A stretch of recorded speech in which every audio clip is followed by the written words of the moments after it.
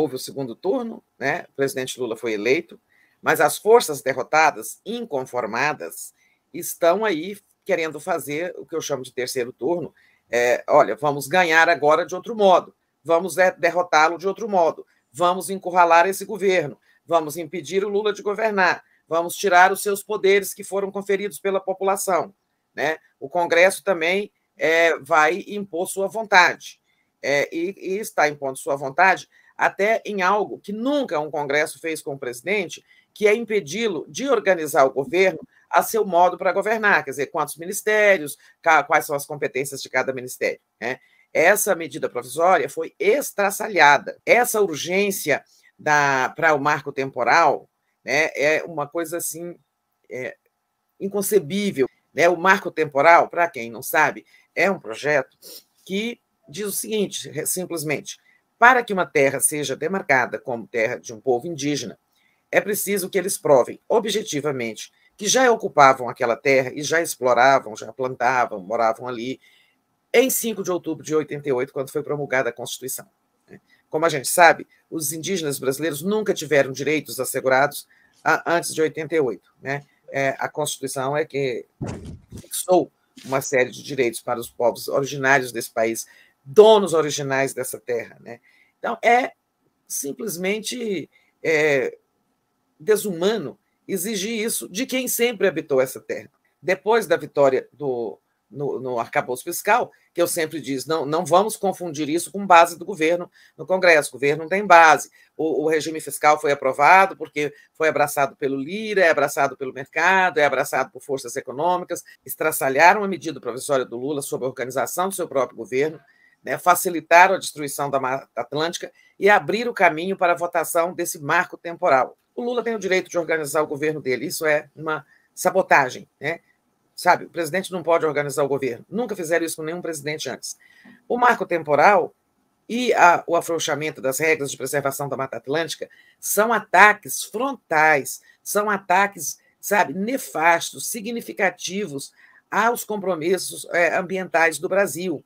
Isso vai ter repercussão lá fora. Com o Lula, o Brasil estava sendo recebido com palmas lá e boa vontade de outros países, no sentido de contribuir com o Fundo Amazônia, né, para a preservação da floresta, e, em suma, boa vontade com o Brasil em outras questões, retomada, por exemplo, do acordo de livre comércio entre o Mercosul e a União Europeia. Tudo isso vai ser atingido, vai sofrer efeito negativo. Mas a verdade é que o governo não tinha voto para impedir nada disso, né? Então, teve que aceitar, engolir. Na medida provisória do Lula, que organiza o governo, né, eles fizeram coisas graves. Então, o Ministério dos Povos Originários, criado para defender os direitos dos povos indígenas, né, perdeu a prerrogativa de demarcação de terras indígenas. Passaram para o Ministério da Justiça. Aí, depois, fizeram ali uma negociação, mas, assim, que vai ter um parecer do Ministério dos Povos Originários, mas um parecer, né? Tudo bem, hoje o ministro da Justiça é o Flávio Dino, mas amanhã, né, num outro governo, por exemplo, um eventual governo de direita extingue o Ministério dos Povos Originários e essa tarefa já está lá com a Justiça. Faltaram um pouco transferir a FUNAI para o Ministério da Justiça, porque aí acabava de vez com o ministério criado pelo Lula. Né? Do meio ambiente, foram 2 pauladas na ministra Marina, né, que perdeu a gestão sobre o cadastro ambiental rural, né, que é uma inspeção, um controle, né, das propriedades rurais em relação à cota florestal, a desmatamento, preservação de recursos hídricos e tudo mais.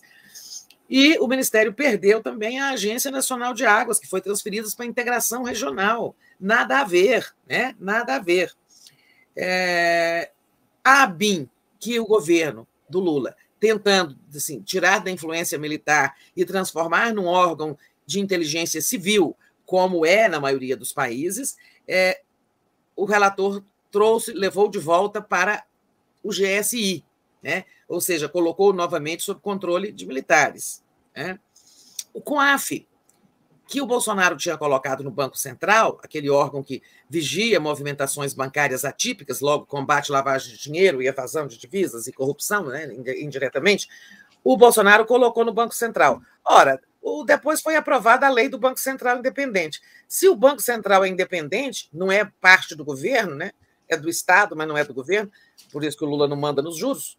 Se o COAF, por que o COAF vai ficar num órgão assim, que é, digamos, a parte do governo, né? Mas ele pegou o COAF, que o Lula queria pôr no Ministério da Fazenda, e levou de volta para o Banco Central. O que fazer? Ora, como o Lula vive dizendo, foi o povo brasileiro que elegeu esse Congresso. Então, se isso aqui fosse um parlamentarismo, então, quando o governo é derrotado, não tem maioria, dissolve o Congresso, convoca uma nova eleição. Isso aqui não é parlamentarismo, então o presidente não pode nem dissolver o Congresso e chamar nova eleição. Mas também não é presidencialismo, porque não querem deixar o presidente governar, né? Que regime é esse? Então, eu não vejo saída a não ser o governo negociar bastante, melhorar sua articulação política, o Lula entrar em campo. Ontem mesmo ele começou a conversar com alguns senadores, mas ele precisa conversar principalmente na Câmara.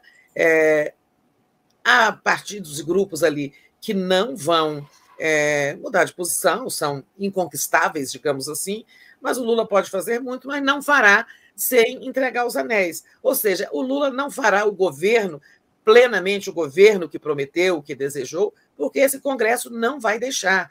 Então, é preciso aprender essa lição. Eu falo, os partidos de esquerda precisam sair um pouco de Brasília, os seus quadros querem todos virar ministro, ter mandato de deputado, senador, ocupar cargo no governo, sei lá.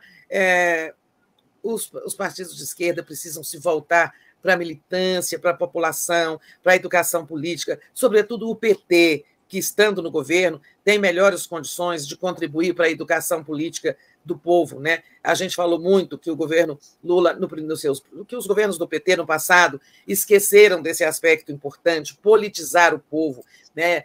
Explicar o que está acontecendo. E é preciso politizar mais do que nunca agora. Ontem eu vi grupos de WhatsApp que alguém me mostrou, sabe? As fake news estão correndo solta. Os ataques ao Lula, à Janja, ao governo, são os mais baixos possíveis. Eu fiquei enojada com as coisas que eu li num grupo ontem no celular de uma pessoa. Eu acho que está muito grave a situação, que é preciso, se a gente não avançar e conquistar pessoas que estão na direita e na extrema-direita, né? Precisamos conquistar essas pessoas para que, na próxima eleição, elas não elejam um Congresso tão ruim como esse que está aí, o pior que eu já vi em toda meus 40 e tantos anos de jornalismo.